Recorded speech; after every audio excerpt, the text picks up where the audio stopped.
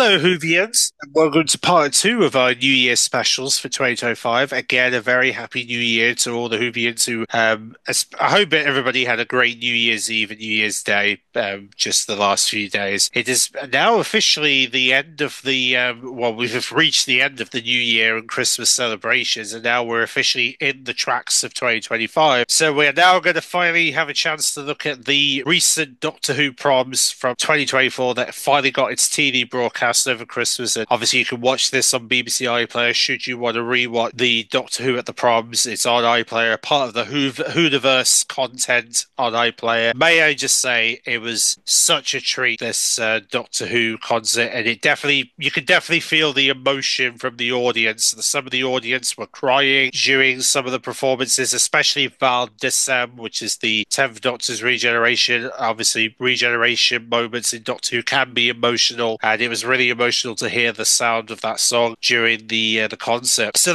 without further ado, let's have a chance to feel the music. Doctor Who at the Proms 2020. Have a chance to sort of reflect on Doctor Who's Proms 2020-2024. So the Doctor Who at the Proms 2024 came with some great hits, obviously. Now, you're probably wondering what was the order of the song for the Doctor Who Proms. Well, you'll be pleased to know there was a lot of, obviously, the order of the songs in terms of the performances went like this. So in terms of there was also a mini-sode as well, which also featured the return of Jackson Mewson's Maestro. Yes, Maestro came in. Yeah, that was really cool. But yes, so the opening moments of the Doctor Who concert, the proms would begin with the Vallex, which is the robot from the end of the recent series. We're talking the robot from UNIT who called the Vallex was warning to use the mobile phones could cause aliens to be drawn into the Royal Albert Hall, and warns that continuing to use them would cause an alien invasion. So obviously led to a mini-sode involving the Doctor and Maestro, and that was really, really fun. So you could obviously see that. I think you can watch it on YouTube. I think someone uploaded mini-sode on YouTube, and you can watch it during the iPlayer's Doctor Who at the Proms if you want to see that mini-sode. Now, in terms of the music, we had the Doctor's theme. Obviously, this is the theme that we heard in the early Russell T Day RTD1 era, which is the one they used for Christopher Eccleston and David Tennant's Doctors, which is the 9th and 10th Doctor, or the 10th version of Doctor Who version of David Tennant, not the 14th, just to not confuse the difference between the two. But yes, so this was the theme they used for David Tennant's original appearance in Doctor Who, and obviously Christopher Eccleston was the first, 9th Doctor was the first one to use this theme when Doctor Who returned in 2005. And then we heard the 15th theme, which is the theme song for the 15th Doctor, was also played at the Proms, which obviously got a lot of people excited because a lot of people love hearing the 15th Doctor's theme because it was very energetic, very high bass, obviously, because he's a very energetic guy. What can I say? And then we also heard basically a collaboration of music from the Star Beast, the Giggle, featuring moments of the Shepherd's Boy in the UNIT theme, the Toy Makers theme, and a theme that some fans are dubbing the song for 14, which is, of course, the Dr. Donna and Toy Maker suit, which is taking the recent 60th anniversary episodes, the Star Beast and the Giggle, basically followed the 15th Doctor's theme, also from Murray Gold, that was released at the end of during the 60th anniversary year of 2023. Then we have Into the Vortex, which is music from the recent series one, the 2024 series of Doctor Who, featuring Space Babies and Rogue,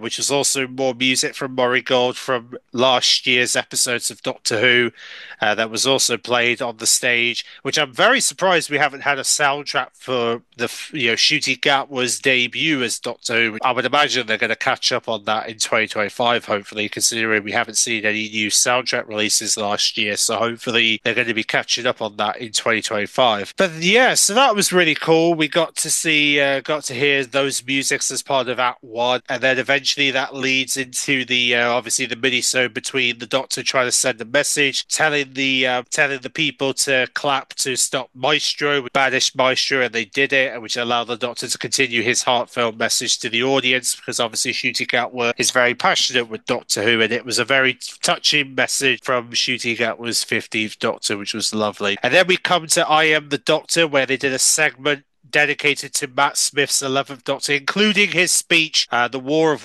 the War Win Worlds Win Wars, Words Win Wars." I'm nearly butchering the pronunciation there, but which obviously the speech of Matt Smith's 11th Doctor taken from the Pandorica Opens. They used that as part of that segment, which was very touching. And it was a great way to pay tributes to Matt Smith's 11th Doctor, who hopefully would like to believe will see his version of the Doctor down the road, hopefully. And then we have Life of Sunday, which is the Ruby Sunday theme we've heard during 2024.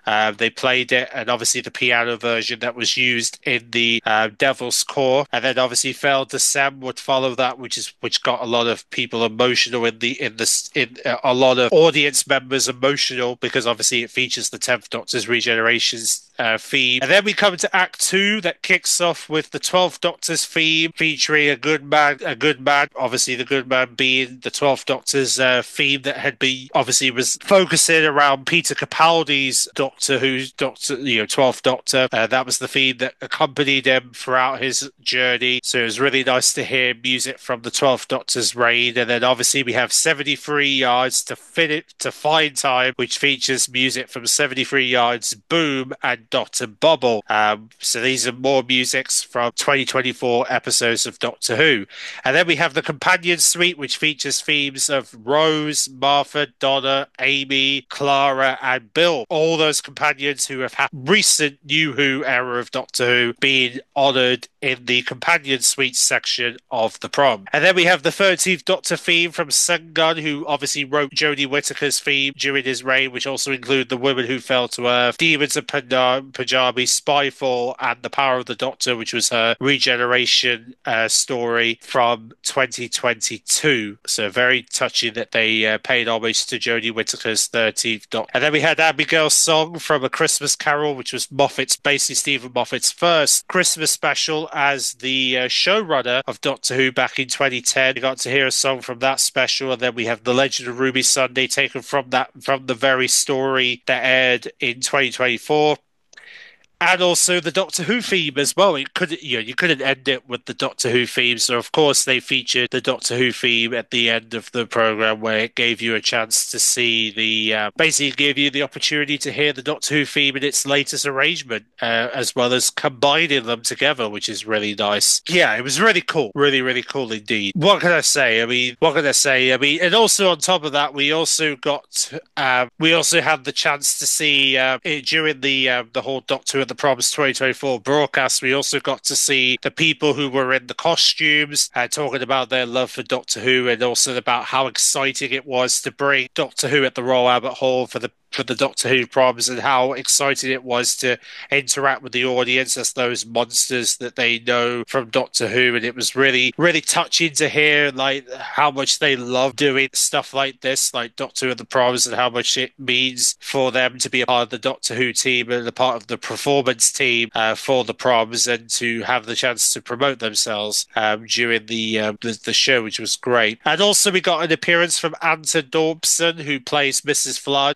Yes, that mysterious neighbour from Ruby Sundays, which hopefully we'll learn more about in 2025, fingers crossed. And we also had we had the chance to hear Nicholas Briggs as the Viral, which is, at least he's not the Daleks like he usually, or we did hear him as the Daleks during the proms when the Daleks came out briefly to tell the orchestra to leave. But apart from that, really, it was also great to see some of the, it was really cool to hear, to see Murray Gold on the stage taking the bow, and it was just and also at the end they played There's Always a Twist at the end. Yes, they played that song at the very end of the proms, which was really, really, that they added that in there because it was so amazing to see like I said, it was really amazing to see that they went out of their way to feature There's Always a Twist at the end from the Devil's Core, and it got everybody dancing, which was just so fun to watch that at the end. So cool. But yeah, definitely worth watching if you haven't seen it. out. There'll be a link in the description if you haven't seen the Doctor Who at the Proms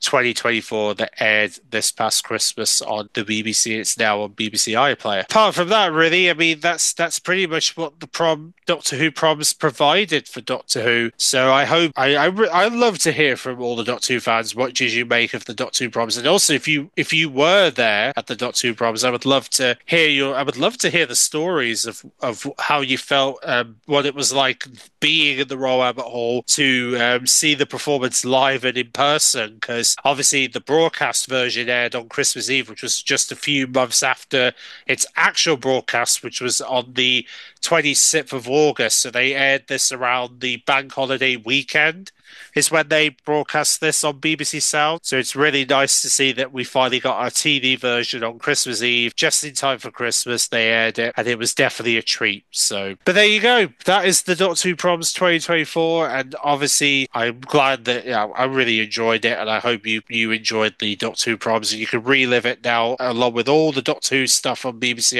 iPlayer. And then, of course, our next reviews are going to be the animations of classic Doctor Who stories, which are, of course, the Underwater Menace and the Celestial Toymaker. And of course, we'll have a chance to revisit the TV movie with Paul McGann as the Eighth Doctor, because I thought it'd be a chance to revisit the 1996 TV movie now we're in the new year. Thanks for watching, and I hope you have an amazing weekend.